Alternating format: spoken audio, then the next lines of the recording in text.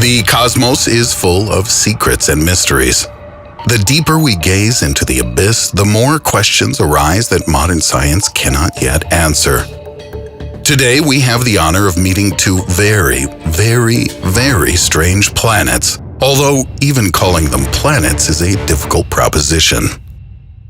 Object cfbdsir 2149-0403, or more casually known as CF21. This is probably one of the most incomprehensible things in this known universe. I feel like this one's just for us, and at just the right time.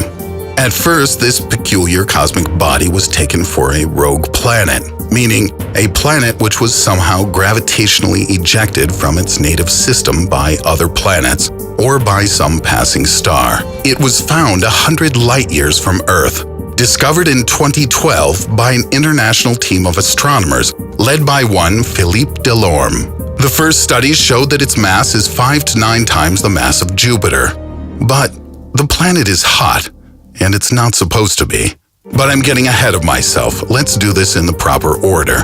In general, these orphan planets are a quite frequent phenomenon in the universe. They are also sometimes placed in a group of objects known as planemos. Scientists believe that, in fact, there are quite a lot of them, and some of them are much closer to the Earth than this mysterious recluse. But they are extremely difficult to find because they often have zero luminosity. So, when scientists found out that the possible rogue planet was hot, the theory as to its being a planetary-class body came into question. To understand exactly what kind of game this is, you need to turn to brown dwarfs for help. Brown dwarfs are substellar objects, that means smaller than a star, which don't have sufficient mass for pressure and temperature in the core to trigger thermonuclear fusion of hydrogen to helium like most stars. In order to initiate a thermonuclear reaction based on hydrogen, thanks to which almost all stars shine, you need something with about 80 times the mass of Jupiter. That's only about 8% of the mass of our Sun, but it's enough. But only about 13 times the mass of Jupiter is enough to produce a thermonuclear reaction that can fuse lithium and deuterium. So, brown dwarfs are considered to be gas objects with a mass of between 13 and 80 Jupiters. Think bigger than a planet, smaller than a star. If the mysterious object C21 weighs less than 13 Jupiters, which it does as far as we can tell, then it will most likely turn out to be a Jupiter-like rogue planet, thrown out of its nest and drifting unobtrusively, not far from us, galactically speaking. But wait, it gets more interesting.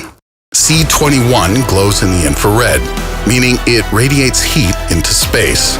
A young, newly formed planet is hot and glowing, and it will glow until it cools, and this cooling can last for millions of years. According to the first observations after the discovery of this mysterious object, it seemed to be moving with a nearby group of stars called the AB Doradus Moving Group.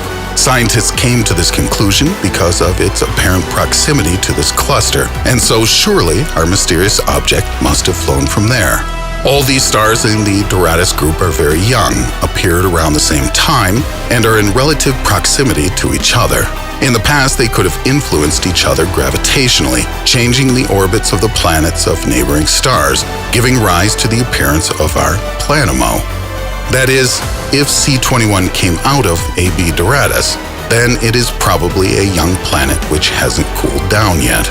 However, after more detailed observations, with the help of Europe's Very Large Telescope in Chile, the Canada-France-Hawaii Telescope, the Spitzer Space Telescope, and the use of the parallax effect, which calculates more accurate distances to faraway objects by taking measurements when the Earth is in different places in its orbit around the Sun, it turned out that C21 is about 130 light-years from Earth. This is somewhat further than originally thought.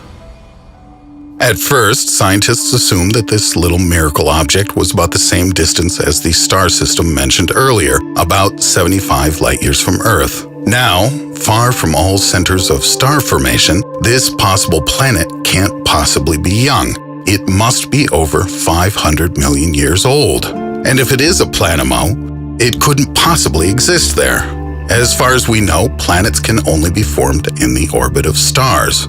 At 55 light-years away from AB Doradus, if it came from there, flying for so long, it would surely have had time to cool down. But this does not necessarily correspond with reality.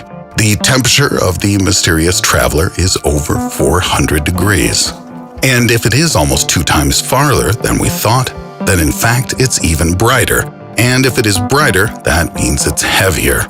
And according to refined calculations, the mass of the object is between 2 and 13 masses of Jupiter. The upper limit just allows it to start the most undemanding thermonuclear reaction on lithium. But all the same, most likely the mass is less, at about 7 Jupiters. What the heck is going on here? Additionally, studies have revealed that it has a high content of heavy elements, all the elements that are not hydrogen and helium. And usually brown dwarfs have fewer such elements, but the presence of these elements in this case is too little for a planet. So we cannot say with absolute certainty that this is a planet, but almost all the data leads to this conclusion. More observations are the only way to get a better understanding of this strange object. Research will continue, our understanding of the universe will grow, and knowledge will increase. At this time, we don't understand what it is, but sooner or later, mankind will receive an answer to this question. Perhaps you, my dear viewers, have your own opinion as to what this strange object is. You can write all your assumptions in the comments. I am looking forward to reading what you have to say. In the meantime, let's move on to the next, no less strange and still unexplained object. Kelt 11b is a giant plastic styrofoam planet. Yes, you heard that right. It was discovered just recently, and its amazing properties were quite the surprise. This giant exoplanet, located 320 light-years from Earth, is incredibly bloated. It's 40% larger than our Jupiter, but has only about 1/5 its mass. Such an impressive size and an extremely low mass make it similar in density to styrofoam. In reality, there's no foam in the composition of the planet. It's just an analogy. This unusual fluffy world has the 3rd lowest density among all the exoplanets that we have discovered, of which we have managed to determine the exact mass and radius. I hope it will shed light on how these mysterious objects are born and what happens to them next in their evolution. In addition to the unusual density, Kelt 11b has distinguished itself for something else. In a very short time, it will disappear. You see, the exoplanet revolves around the super bright star Kelt 11, which is in the process of transitioning into a red giant. This means that, within the context of the thermonuclear process, the star has begun to burn hydrogen outside its core. According to researchers, the outer layers of the atmosphere of the Kelt 11 star will expand over the next 100 million years, and eventually the star will completely absorb the planet Kelt 11b. And since our mysterious exoplanet performs 1 revolution around its parent star in just 5 terrestrial days, this means that it is extraordinarily close to the star, and hence the absorption will happen quite soon, astronomically speaking. But it's not all that bad. Due to the fact that Kelt 11 is the brightest of the famous stars in our southern hemisphere, before its demise, this strange, foamy world will be able to tell us much about the composition of its atmosphere. The transit method of searching for new exoplanets is one of the most popular among astronomers. Due to the passage of a planet between its parent star and our telescopes, the brightness of the observed star decreases. This indicates to scientists that an exoplanet can be in front of the star at that moment. However, the reduction in luminosity of the super bright Kelt 11 turned out to be so insignificant that this time, astronomers could not immediately confirm the existence of the planet using the Kilodegree Extremely Little Telescope, which consists of 2 robotic telescopes, one in Arizona and the other in South Africa. They work at the same time in unison as one whole telescope, like giant binoculars the size of the Earth. Astronomer Joshua Pepper of the University of Pennsylvania said, "The discovery was very challenging. The original Kelt observations of the star, its light curve, showed only a hint of the transit, a little under 0.3% change in brightness. It was very difficult to obtain reliable, complete confirmation observations." Thankfully, new observations confirmed the existence of the mysterious exoplanet. Scientists are now trying in every possible way to figure out what the secret of Kelt 11b is. Why is this planet so inflated, so bloated?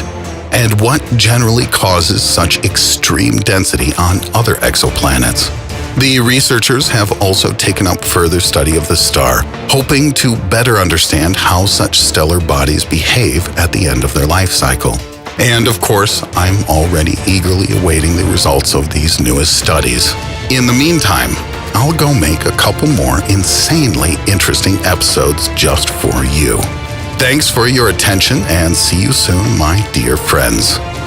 If you have any ideas for future episodes, please leave them in the comments below. The author of the best idea will have their name presented in the video.